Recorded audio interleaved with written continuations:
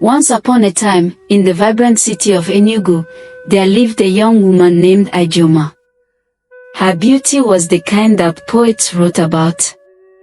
Her skin glistened like fresh palm oil under the morning sun, her eyes sparkled like water from a clear stream, and her smile carried warmth that could ease the burden of any troubled soul. But beauty was not her only gift. Ijeoma was industrious, respectful, and hardworking. She could weave baskets, cook the sweetest of soups, and help her neighbors with a cheerful heart. So when she married Chukwudi, a kind and gentle man, people whispered, "Indeed, God has blessed this man. Ijeoma is a treasure." Their home was filled with laughter, love, and respect. But as time passed, something was missing. 1 year of marriage went by, no pregnancy. 2 years, still no child. By the 3rd year, neighbors had begun to whisper. By the 4th year, her friends avoided talking about their own child and in front of her. By the 5th year, the whispers turned into insults. Her mother-in-law, who once welcomed her warmly, now frowned whenever she saw her. "A woman who cannot bear children is like a dry tree in Harmattan," she muttered. Her mother-in-law and sister-in-laws will always insult her at every single chance they get. This made Ijeoma cry her out. She would sometimes ask God why he had let her enemy's plan work and he didn't do anything to save her or give her a child of her own. Ijeoma tried everything. She visited hospitals, swallowed bitter herbs, tied charms around her waist, and prayed in churches. She even traveled to remote villages where native doctors promised solutions. Some gave her powders to drink, others told her to bathe in rivers under the moonlight. But no matter what she tried, her womb remained silent. Her husband, though loving, often sighed at night, staring at the ceiling, longing for the cry of a baby. And though he did not say it, Ijeoma knew his heart was heavy. One fateful day, her mother, burdened by her daughter's suffering, she traveled to meet Ijeoma. When she got to her daughter's place, she said to her, "My child, let us try one more place. There is a pastor in Enugu. They say God answers him swiftly. I had heard a lot of positive testimonies about him. Please, I know you have tried a lot of places. I believe this will be our final bus stop. ONNEM." At first Ijeoma didn't want to go because she felt it will be the same result as other places she has gone to. Nothing will be different. But her mother wouldn't give up and keep asking her to go. So Ijeoma agreed. That evening, they went to the small church. It was not a big cathedral, but as the congregation prayed, the walls shook with passion.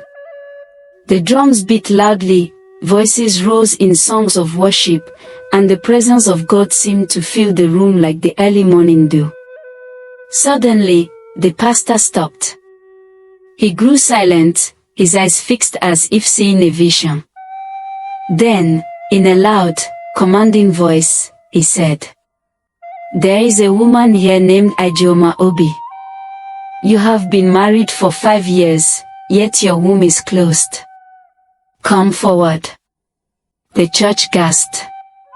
Ijeoma trembled.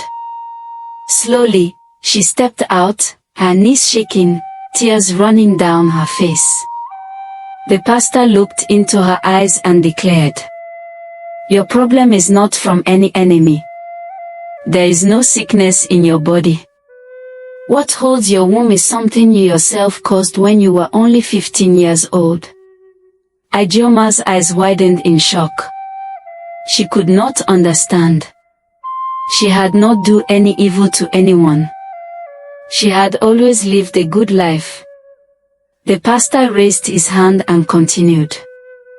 "Do you remember, many years ago, when you were pounding fufu? A flock of tiny chicks were circling and disturbing you. Out of anger, you carried boiling water and poured it on them. They died instantly.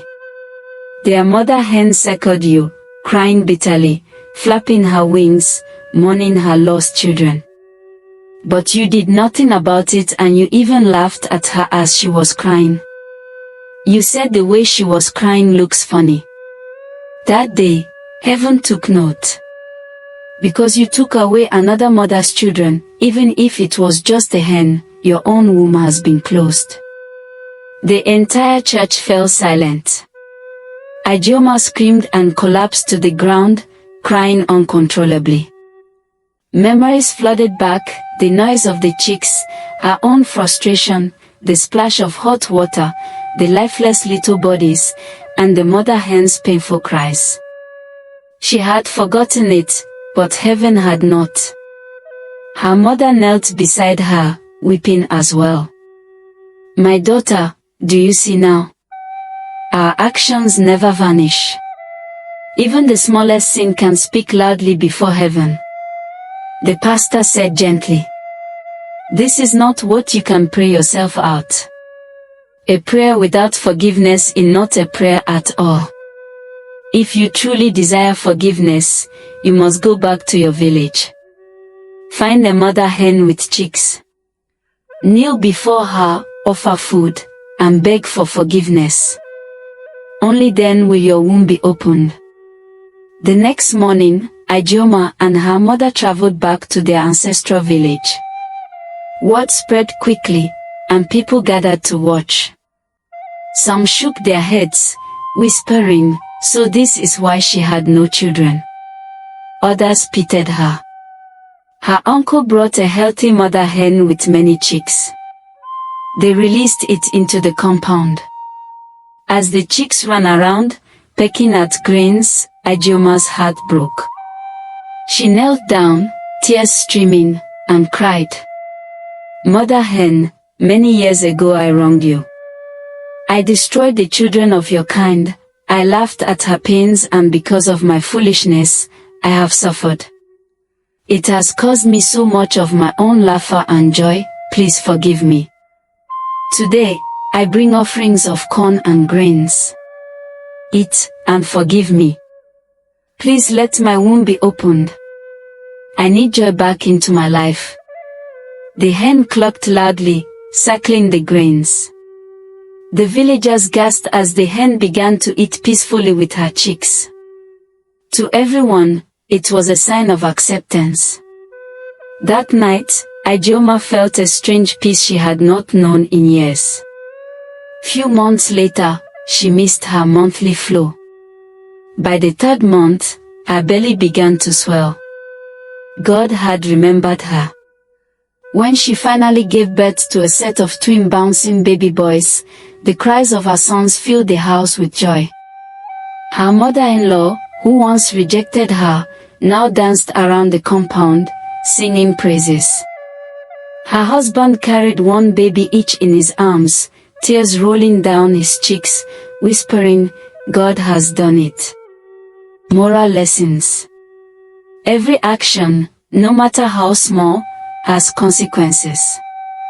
Life, whether human or animal, is sacred and deserves respect. Patience and prayer open doors that shortcuts can never unlock. Forgiveness brings healing, both to the heart and to the soul.